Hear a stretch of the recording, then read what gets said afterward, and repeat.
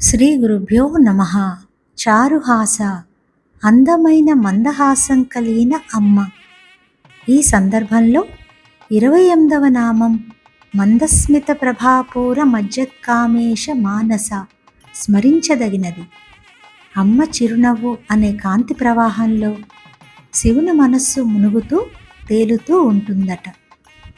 అమ్మ మందస్మితం, ఆనందమయం, ముక్తిదాయకం. అమ్మ చిరునవ్వు సర్వజ్ఞతకు, నిర్మలత్వానికి, చిదానందానికి ప్రతీక. సీతామాత చిరునవ్వు గురించి సుందరకాండలో వాల్మీకి శుచిస్మిత, సుస్మిత భాషిని నామాలతో వర్ణించాడు.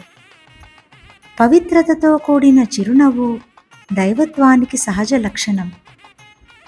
సహజంగా చంద్రుణ్ణి చూస్తూనే మనసుకు ఆహ్లాదం.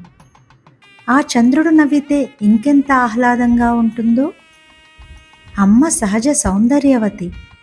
ఆమె చిరునవ్వు ఇంకెంత ఆహ్లాదమో.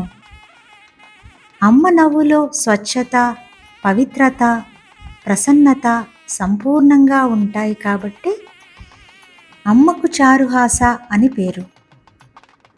మూగకవి అమ్మవారి మందహాసం మీద ఆసువుగా ఏకంగా 100 శ్లోకాలు చెప్పాడు. అదే మందస్మిత శతకం. అమ్మవారి మధురహాస ధ్యానం భోగమోక్షప్రదం. అమ్మవారి మందహాసాన్ని ధ్యానం చేసిన వారికి ప్రాపంచిక, పారమార్థిక సుఖాలు రెండూ దక్కుతాయి. అమ్మ చిరునవ్వులో ఏమాత్రం దుఃఖపు ఛాయ లేదు. భయం, శోకం, శంక, మోహం, లోభం ఇవన్నీ దుఃఖం యొక్క అవతారాలు. ఇవేవీ లేని ప్రసన్నమైన, గంభీరమైన, పరిపూర్ణమైన ఆనందమే అమ్మవారు. అందుకే ఆమె చారుహాస. సహజంగా ఆనందంగా ఉండేవారే ఇట్టి మందహాసం కలిగి ఉంటారు.